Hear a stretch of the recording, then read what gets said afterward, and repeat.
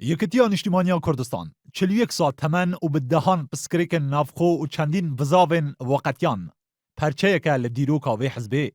گوین ترین جدابون 37 سال بریانها و تازه ترین وی روژا یک ایلون قومی سال 1975 یکتی هات دامازراندن سیبرک برفرح جبو هر سی رخراوین کمالیا رنجدران تفگر سوسیالیست و یکتیا شورشگران بو بواته یکدن هر جدسپیک و یکتی لسر بنگه سه باسکان هات دامازراندن لی حمود دکوانا سیاستا یکتی دا و دبن آلایا وی حزب دا لحف جویان لسال 1975 حتی نه 4 جاران وقتیان دناو یکتی دا چه بویه تنه 4 سال پاش دامازراندن و لنوروز 1979 تفگر سوسیالیست جدا بو و حزب سوسیالیست دامازراندن سال 1985 جارا کدن پرچبون دناو یکتی دا چه بو و ملا بختیار و هجمارک سرکرده کدن جه یکتی جدا بون و آلای شورش چه کرن. پاش کنگره دوهم یکتی لسال 2001 جارا کدن آریشه نفخویا یکتی سری هلدان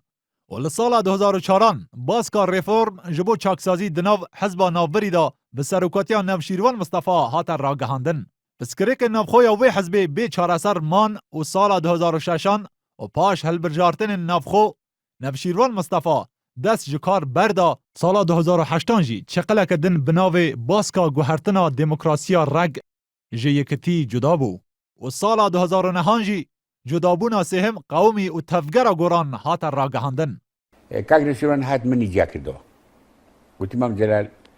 پیدوای من توم خوش روی گوتم آخ پسکریکن یکتی ین وی جاره پاش دورکتنا طالبانی جقادا سیاسی زیادتر هات خویا کرن و ناکوکی گهشنا وی آسته که پاش 41 سال تمن وی حزبه کسرت رسول و برهم صالح جیگرن سکرتر گشتی باسکک بناو ناوند بریار راگهاندن و باسکا دنجی اعتراف به ناکتن.